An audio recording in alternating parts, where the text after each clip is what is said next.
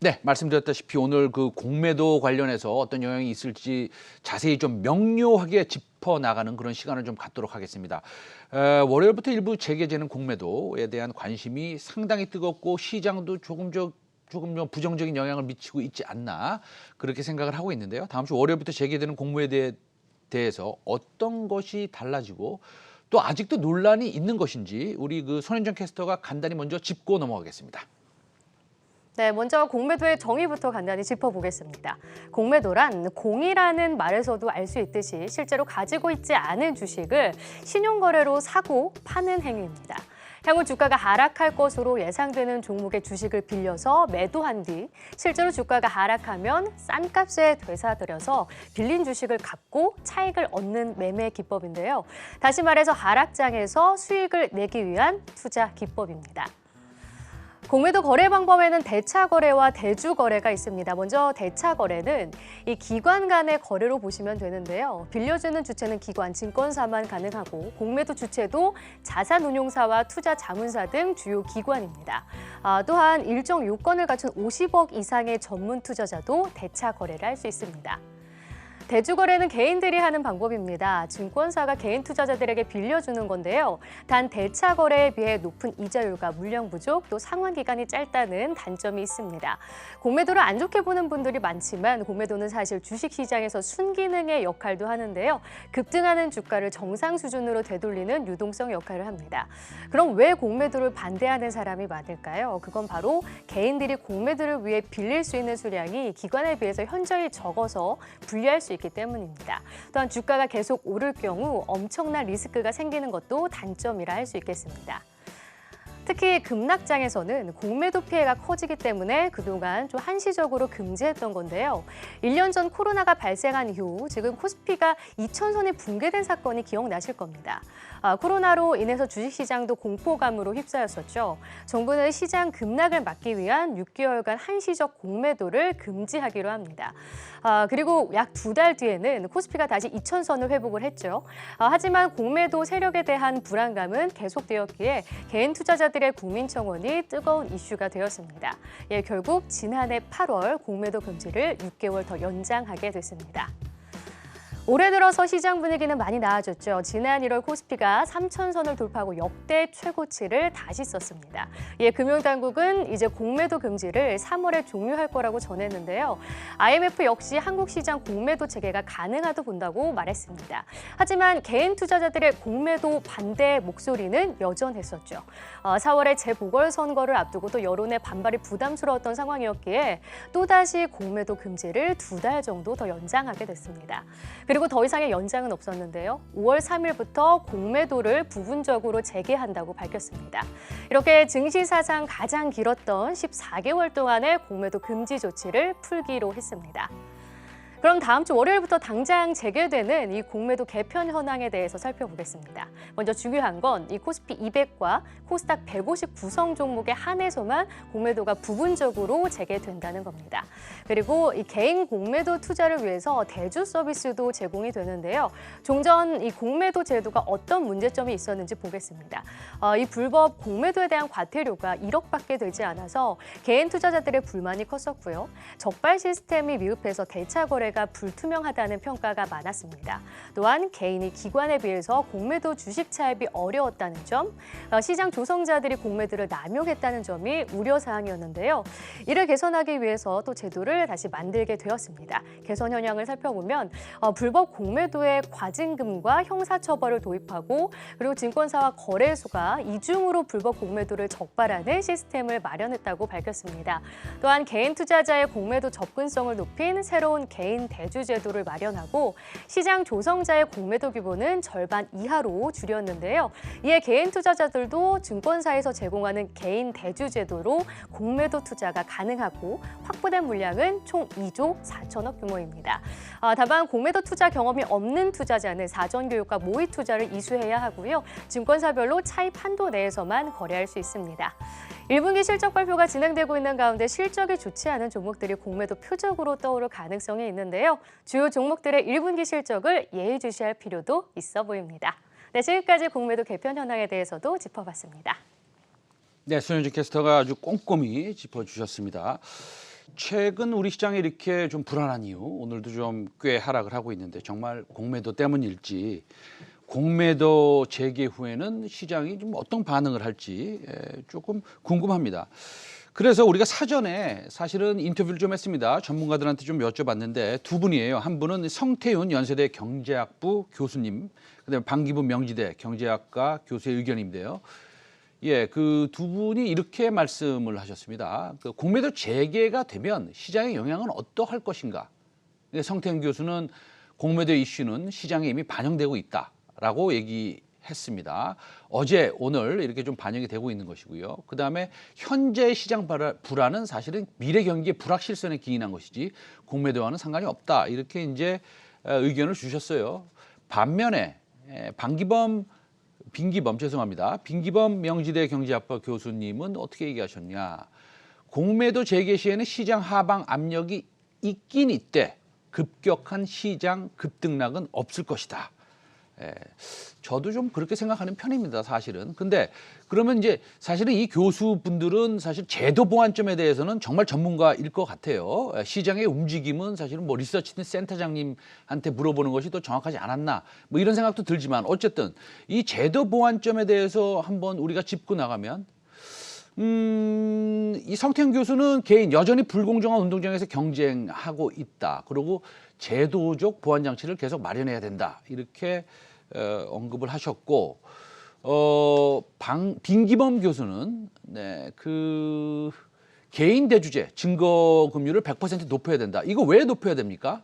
왜냐하면 공매도는 손실이 무제한입니다. 그렇기 때문에 증거금리를 100% 높여야 된다고 얘기하는 거죠. 왜냐하면 주가는 0으로 수렴을 하면 손실이 뭐 예를 들어서 100%가 날 수 있지만 10,000원짜리가 주가가 100만 원, 200만 원, 300만 원이 된다면 뭐 그럴 경우야 거의 없겠지만 문제가 되지 않겠습니까? 그래서 이제 개인 디폴트가 일어날 수 있고 증권사 반대 매매를 통해서 방어가 가능해야 된다. 이렇게 얘기했습니다. 네, 이렇게 정리하겠습니다. 일단은 그러면 개인 투자자들은 이런 상황에서 어떻게 해야 될까요? 이번에 공매도 재개 시의 투자 전략에 대해서 미래에셋증권의 유명관 선임연구원과 한번 살펴보도록 하겠습니다. 유명관 위원님 전화 연결됐습니까? 안녕하세요. 네, 안녕하십니까. 네네. 유명관입니다. 네네. 최근 우리 그 증시가 다른 나라에 비해서 조금 약세를 보이고 있어요. 특히나 어제 오늘은 조금 많이 빠지고 있는 것 같습니다. 그게 이제 공매도에 대한 그 우려가 시장에 지금 반영되고 있는 것일까요? 우리 위원님은 어떻게 보십니까? 저는 어느 정도 반영이 되고 있다라고 보고 있습니다.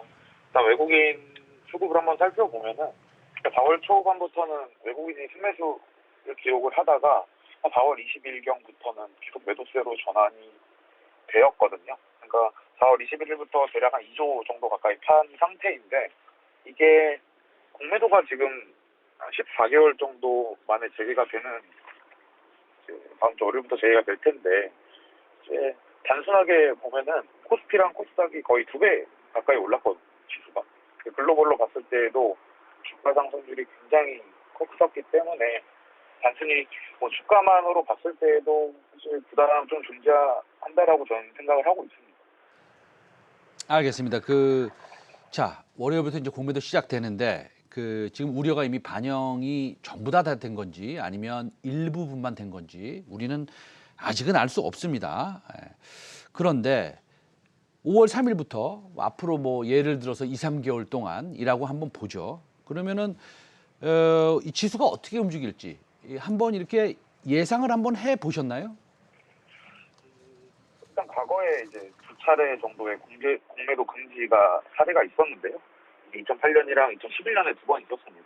근데 지금 저희가 비교할 만한 기간은 2008년 사례 같아요. 2008년 10월부터 2009년 5월까지 공매도 금지가 진행이 됐었다가 재개가 됐는데 그 이후에는 한 달간은 사실 지수가 재미가 없었어요. 코스피든 코스닥이든 크게 상승하지 못했습니다. 근데 결국에 기업 실적이 좋아지면서 외국인도 순매수로 전환을 하고 기업 이익도 좋아지고 주가도 굉장히 좋았었거든요. 3개월 처음으로 봤을 때. 그래서 단기적으로는 사실 수급적인 부담이 존재한다라고 보고 있지만 지금 기업 실적 1분기 실적 신도 마찬가지 진행 중인데 굉장히 잘 나오고 있습니다. 이러한 부분들을 감안했을 때에는 저는 크게 하락할 거라고 보고 있진 않아요. 네. 잘 알겠습니다.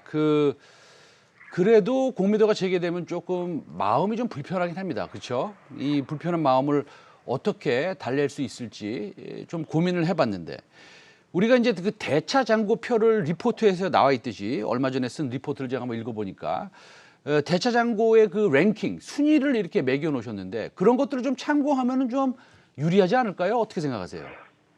그렇죠. 이제 국내 주식시장에서는 공매도를 하기 위해서는 일단 증권사에서 주식을 빌려야 합니다. 기관이든 외국인이든.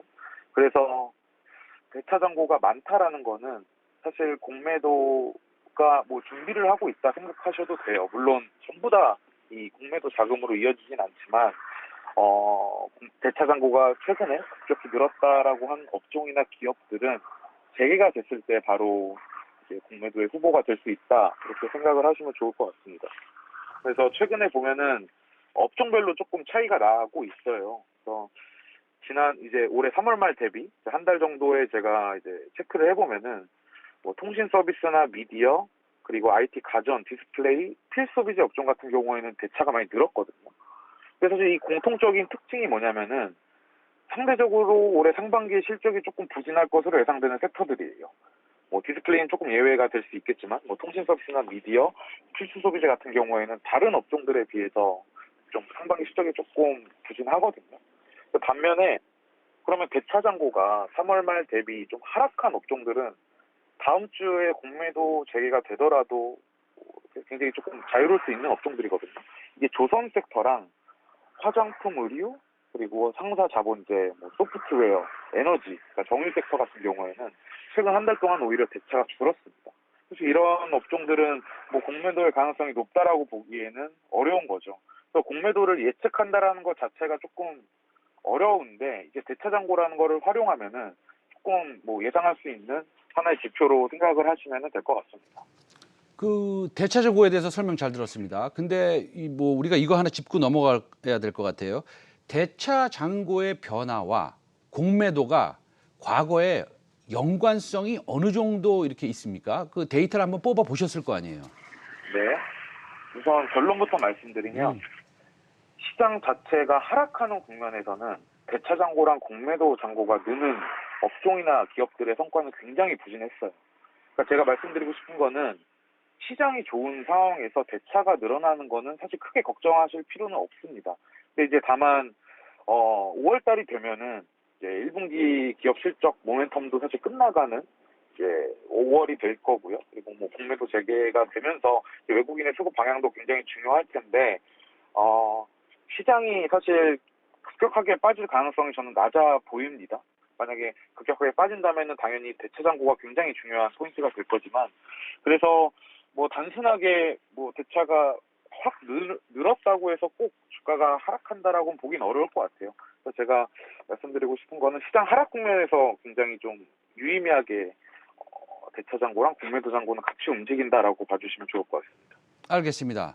그 대차 잔고 비율, 뭐 내지는 공매도 잔고 비율 이런 것들을 우리가 볼 때 우리 개인 투자자들은 이게 몇 퍼센트 이상이면 이게 조금 많은 거고 아니면 적은 거고 이런 그 레벨을 잘 모를 수가 있습니다. 그런 것들이 이렇게 경험적으로 나와 있는 게 있나요? 예를 들어서 뭐 대차 잔고가 5% 이상이면 좀 접근하기가 부담스럽다. 뭐 이런 데이터 말입니다. 시장 전체 평균이 이제 공매도 금지 전에 대차 잔고 비율이 대략 한 뭐 3% 정도 수준이었으니까요. 이 시장 평균보다 대차 잔고가 많이 쌓여 있는 기업들은 대차 잔고 비율이 높다라고 봐주셔도 돼요. 근데 제가 앞에서도 잠깐 힌트를 드렸었는데 주가가 오르는 기업은 대차가 같이 늘어날 수밖에 없습니다. 기본적으로. 그래서 뭐 절대적인 이 퍼센트보다는 뭐 한 달 전 대비 혹은 3개월 전 대비 대차 잔고 비율이 상승했는지 하락했는지 포인트에 조금 주목을 해주셨으면 좋을 것 같고요. 그리고 뭐 거래소 홈페이지 들어가시면 공매도 잔고라는 데이터를 또 확인하실 수가 있는데 이거는 실제로 외국인이나 기관 투자자들이 얼만큼 그 종목에 대해서 공매도를 잡고 있는지 포지션을 잡고 있는지 실제 데이터를 제공을 좀 하고 있습니다. 공매도 공시 제도가 개편이 되면서 그래서 이러한 부분들 확인하시면은 조금 도움이 되지 않을까라는 생각을 하고 있습니다. 네. 사실은 저도 우리 유명관 위원님이 말씀하신 거를 갖다가 이해가 잘 됩니다. 사실은 그 뜻은 뭐냐면 주가가 올라가면 올라갈수록 대차 잔고는 또 늘어날 수뿐이 없는 것이죠. 왜냐하면 주가가 올라가면 팔고 싶은 사람들이 많이 생긴다. 이런 개념으로 좀 생각하시면 될 것 같거든요. 근데 이제 아까 말씀하실 때 요즘에 대차 잔고 비율이 좀 하락하는 섹터, 산업을 보면 조선, 화장품 이렇게 얘기하셨어요. 이 두 섹터는 그러면 조금 지금 보시기에는 좀 안전한 섹터라고 보십니까? 그렇죠. 상대적으로 이제 뭐 조선이나 화장품, 의류, 그리고 제가 아까 뭐 상사 자본재나 정유 섹터 이렇게 말씀드렸었는데요. 이런 섹터들은 주가가 최근에 좋았습니다. 그럼에도 불구하고 대차 잔고 비율이 줄었다라는 거는 뭐 공매도의 가능성이 굉장히 적은 업종이라고 좀 봐주시면 좋을 것 같아요. 네. 알겠습니다. 그럼 공매도가 이제 5월 3일 날 시작되면 우리 개인들도 지금 공매도가 과거보다는 비교적으로 원활하게 할 수 있다라고 가정을 한번 해보겠습니다. 그러면 이 공매도 기법을 활용해서 개인 투자들이 이 뭐 투자 전략을 좀 짜는 거 이거 사실은 뭐 우리 유 의원님 어떻게 보시나요? 일단 뭐 기본적으로는 공매도라는 게 이제 주가가 올라가는 기업들을 예를 들어서 개인이 이제 공매도로 수익을 내고 싶다 하고 하시면은 주가가 올라가는 기업들보다는 주가가 하락하고 있는 기업들에서 저는 기회가 오히려 더 있지 않을까라는 생각을 해요. 그러니까 주가라는 건 어쨌든 저는 기업의 이익보다 더 선행하는 지표라고 생각을 하기 때문에 분명히 주가가 하락하는 거에는 이유가 있을 거고 대부분 뭐 밸류에이션이 높거나 실적이 안 좋은 기업들이 될 텐데 오히려 이러한 기업들에서 저는 공매도로 수익을 벌 수 있는 기회가 많다라고 생각을 하고 있습니다. 그러니까 괜히 실적이 좋고 밸류에이션 매력이 높은 기업들 주가가 굉장히 좋은데 주가가 단순히 많이 올랐다라는 이유만으로 공매도의 전략을 세워서 접근하시면은 오히려 조금 더 확률이 떨어지는 전략이 되지 않을까라는 생각을 하고 있습니다. 아까 살짝 언급을 하셨는데 마지막 제가 질문 드리겠습니다. 시간이 없어서 좀 짧게 좀 부탁드리겠는데요. 우리 유 의원은 지금 공매도가 5월 3일 날 시작되는데 이 시장이 조금 어렵지 않습니까? 그래서 그런 우려들이 뭐 80%, 90% 이상은 다 반영이 됐다 이렇게 생각하시나요? 아니면 아직 반영이 될 게 그 우려들이 많이 남았다 이렇게 생각하시나요? 일단 외국인의 수급을 봤을 때는 어느 정도 반영은 됐다라고 저는 생각을 하고 있습니다. 다만 그것보다 중요한 거는 과거에 이제 공매도가 금지됐다가 재개되는 시점에서의 코스피랑 코스닥 지수의 주가 흐름은 결국에는 매크로 환경이나 기업 실적에 굉장히 유사하게 움직였어요. 그래서 공매도 재개에 대해서 사실 너무 많은 걱정을 하실 필요는 없다라고 꼭 말씀을 드리고 싶으면서 저도 왜냐면은 기업 실적이 굉장히 좋습니다. 지금 국내 기업들이 오랜만에 되게 실적이 좋은 사이클을 맞이하면서 여전히 저는 주식을 좋게 보고 있는 입장을 가진 애널리스트로서 조금 말씀을 드리고 싶습니다. 잘하겠습니다. 오늘 미래에셋증권의 유명관 선임인 연구원 오늘 시간 내주셔서 감사합니다. 네, 감사합니다. 네.